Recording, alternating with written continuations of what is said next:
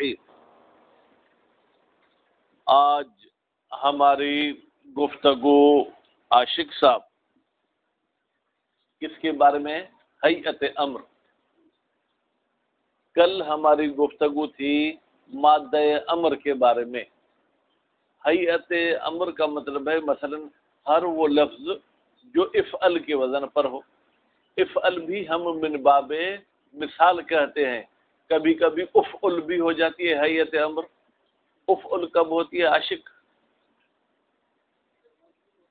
جی ہاں، ہیئت امر افعل کب ہوتی ہے؟ اردو ہے کہو، سندھی کہوں، ہیئت امر کॾहिं افعل تھیندی ہے؟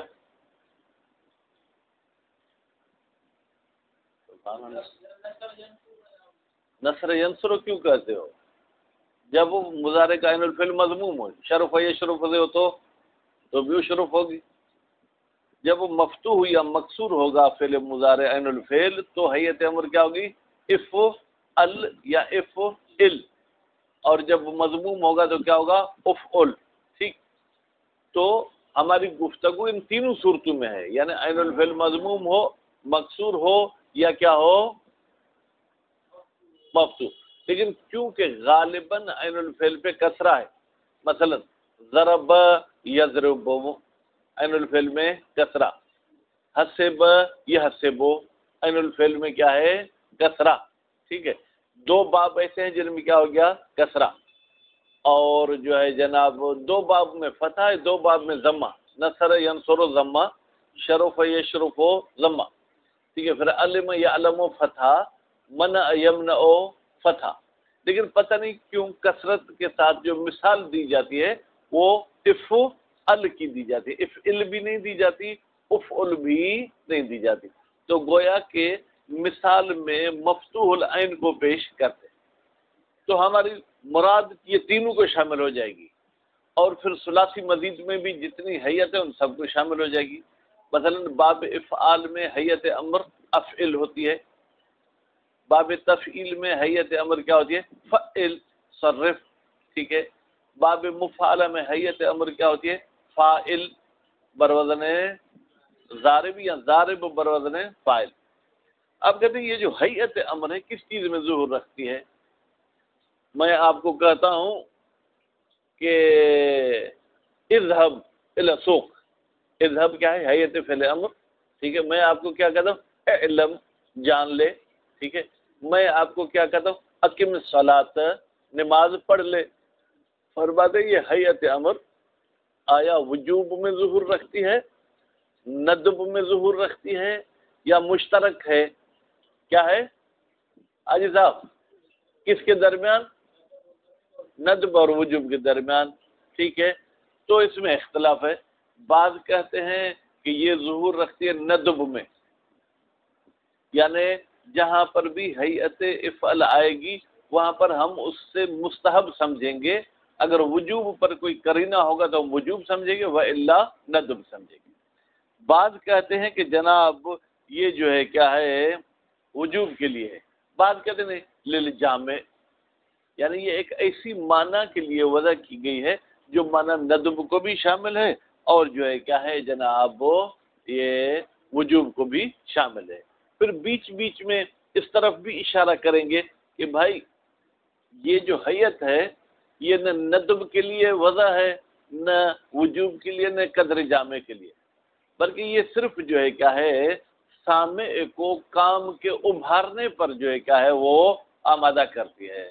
مثلا میں جب آپ کو یہ کہتا ہوں کہ مجھے پانی پلاؤ، ٹھیک ہے، اشربنی ماء، مجھے پانی پلاؤ، ٹھیک ہے، تو یہ متکلم کی طرف سے سامع کو تیار کرتی ہے، ابھارتی ہے کہ بھئی یہ کام کرو، اور اگر وہ بولنے والا کون ہے؟ مولا، یہ پھر عقل فیصلہ کرتا ہے یا کرتی ہے کہ جب مولا آپ کو کسی کام کے لیے کہتا ہے تو آپ پر لازمی ہے کہ آپ اس کام کو انجام دیں۔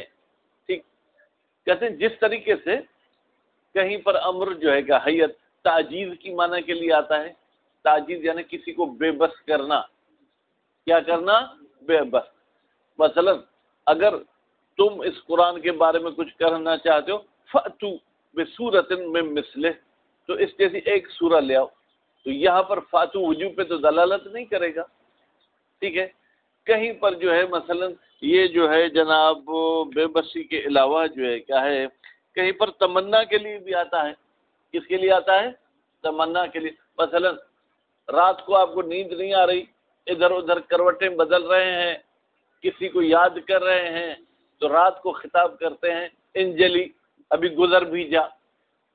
تو آپ کا رات پر تو آرڈر نہیں چلے گا، یعنی رات پر نہ مستحب ہے کہ ختم ہو نہ واجب ہے ختم ہو، بلکہ یہاں آپ کی گویا کہ یہ تمنا ہے، اس قسم کی باتیں ہیں. تو فرماتے ہیں کہ بھائی حقیقت میں یہ تعجیز بھی حیت کی معنی نہیں ہے. ٹھیک ہے. تمنا بھی حیت کی معنی نہیں ہے، وجوب بھی تمنا اس کی حیت کی معنی نہیں ہے، ندب بھی حیت کی معنی نہیں ہے، بلکہ ان تمام موارد میں حیت امر بأس میں استعمال ہوئی ہے. ٹھیک.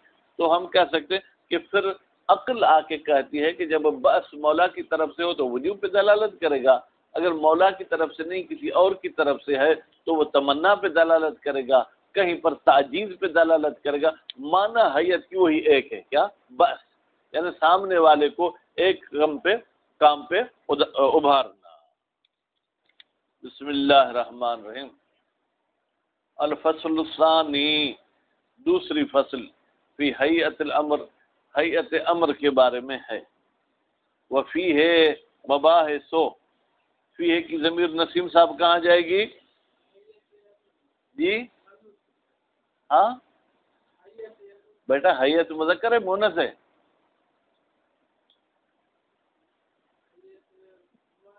تو اس کی طرف مذکر کی جو ضمیر جائے گی تو پھر مشاہد. احسنتم. فصل ثانی میں چند بحثیں ہیں. المبحث الاول، پہلی بحث، فی بیان مفاد الحیت، حیت کا مفاد کیا ہے؟ بھائی مفاد کا مطلب کیا ہے، اس کی معنی کیا ہے؟ اختلفت کلمت الاصولیین، اصولیین کی بات یا اصولین کے جو ہے کیا کلام مختلف ہو گیا ہے. کس میں؟ فی معنی حیت افعل، افعل کے معنی میں، یا یوں کہیں کہ افعل کے حیت کی معنی میں. علی اقوال، بھائی ایک دو قول نہیں ہے بلکہ چند اقوال ہیں. منہا، ان اقوال میں سے بعض، من تبعیضیہ ہے. ٹھیک ہے. ان میں سے بعض اقوال یہ ہیں کہ انہا بتحقیق یہ حیت موضوعۃ للوجوب، اس کو وضع کیا گیا ہے وجوب کے لیے.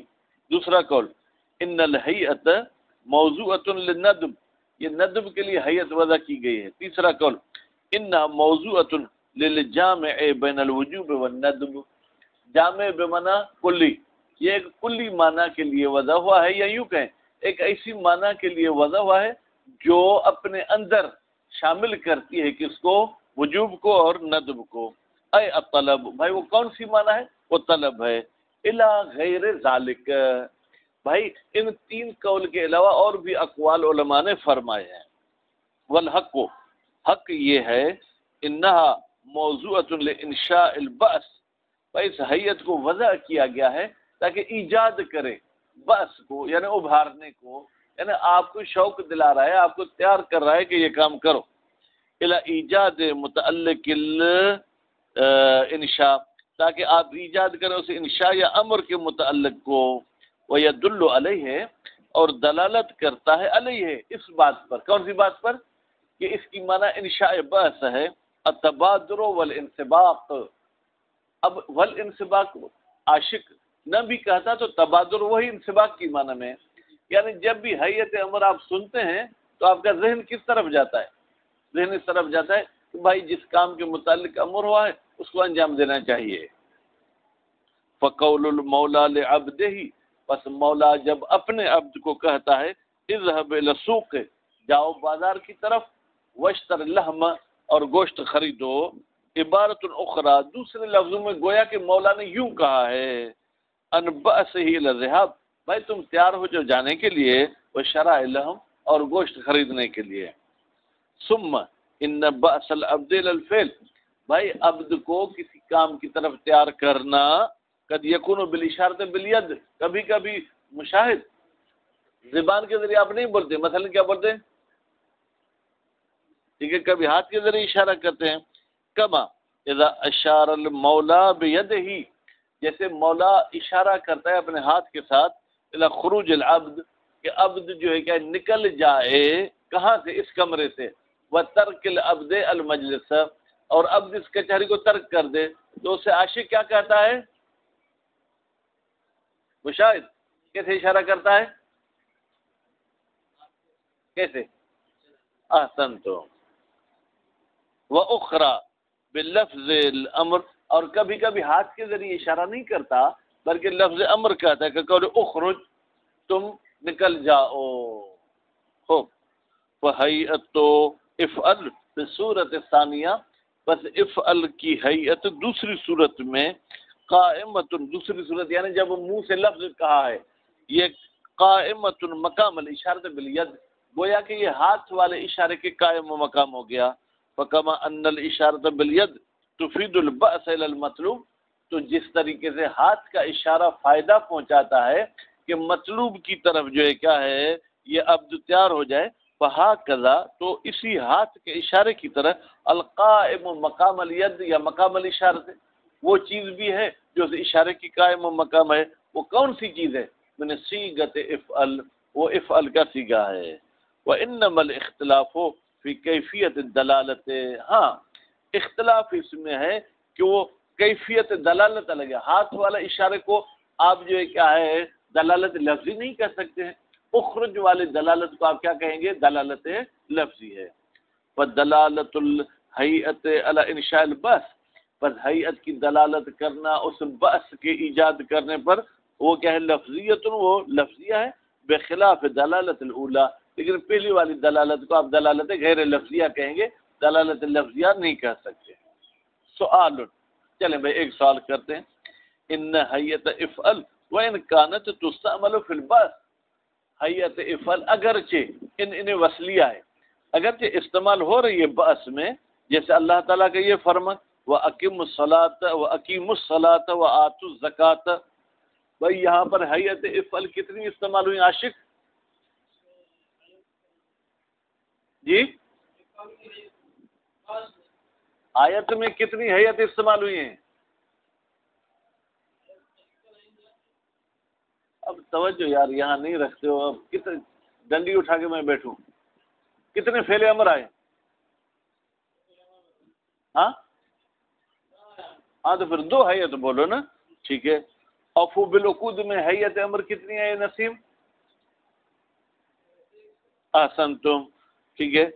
ولیکن ربما تستعمل فی غیر البأس ایضا، لیکن کبھی کبھی یہ غیر بأس میں بھی استعمال ہوتی ہے.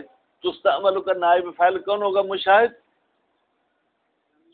ہی کی ضمیر وہ کہاں پلٹے گی؟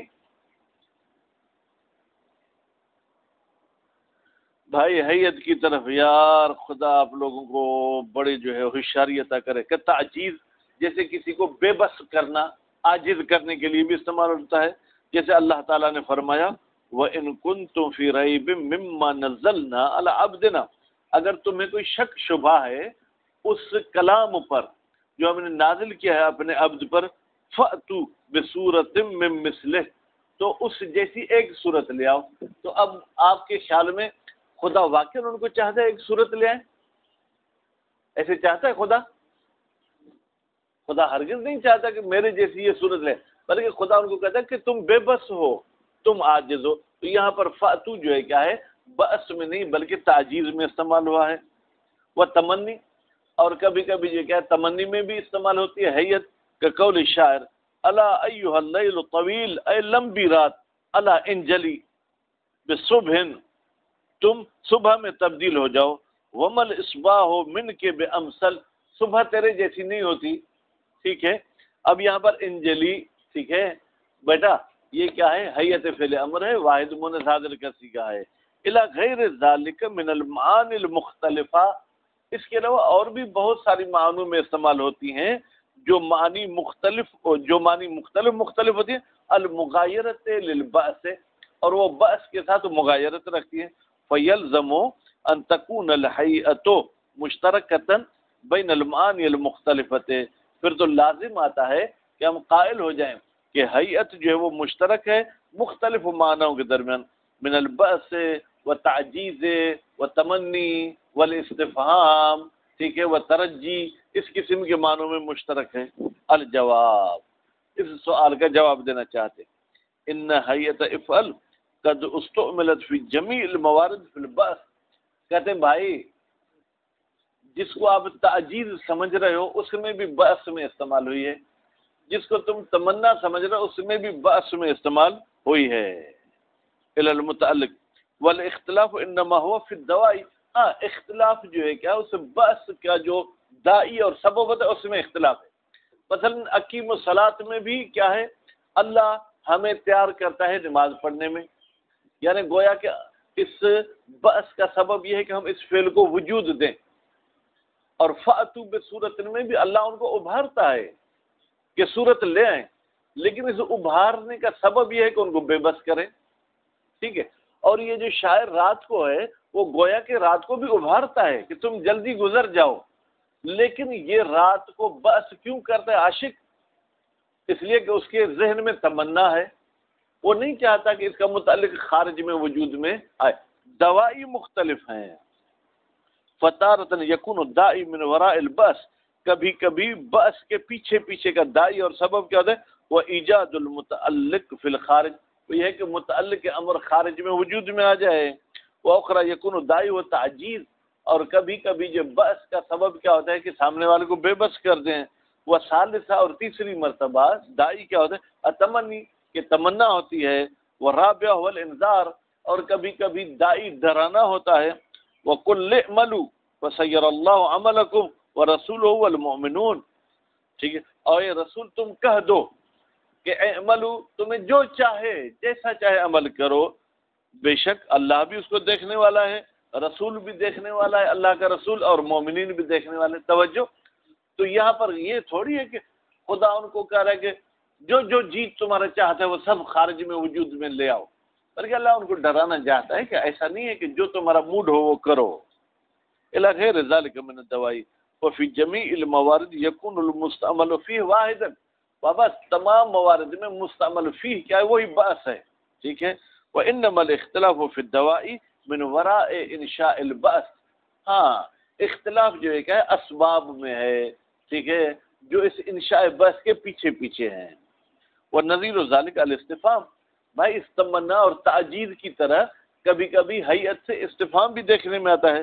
فقد یکون الدائی و طلب الفہم، تو وہاں پر دائی بأس کیا ہوتا ہے، طلب الفہم، آپ چاہتے ہیں یہ مسئلہ سمجھ جائیں۔ وَأُخْرَى أَخْذُ الْإِقْرَارِ، اور کبھی کبھی جو ہے کیا ہے بأس کا دائی ہوتا ہے کہ سامنے والے سے اعتراف لینا، یعنی اس کی بات منوانا، جیسے هل يستوي الذين يعلمون والذين لا يعلمون، کیا برابر ہیں وہ لوگ جو جانتے ہیں اور وہ لوگ جو نہیں جانتے؟ خدا کو تو علم ہے کہ برابر نہیں ہیں، ٹھیک ہے، لیکن پھر بھی سامنے والے سے جو ہے کیا ہے کہ اللہ تعالیٰ پوچھ کے پھر اقرار کراتا ہے۔ والمستعمل فیہ فی الجمیع واحد وهو انشاء طلب الفہم، ٹھیک ہے، بھائی مستعمل فی سب میں ایک ہے، وہ کیا ہے کہ سمجھنے کو طلب کریں، ایجاد کریں۔ تو بھائی میرے توجہ، گویا کہ حیت امر کو مصنف صاحب نے تشبیہ دی ہے کس کے ساتھ، استفہام کے ساتھ، کہ استفہام کی اصل معنی کیا ہوتی ہے، طلب الفہم، لیکن کبھی کبھی جو ہے کیا ہے اس طلب الفہم کے پس پردہ سامنے والے سے اقرار لینا ہوتا ہے۔ تو هل يستوي الذين وہی استعمال ہوا ہے کس میں، طلب الفہم میں، لیکن اس هل يستوي الذين کے کہنے کا جو ہے کیا ہے سبب کیا تھا، سبب یہ تھا کہ سامنے والے سے اقرار لیں کہ بھائی ایسی بات ہرگز نہیں ہے۔ صلی اللہ علیہ محمد و آلہ محمد۔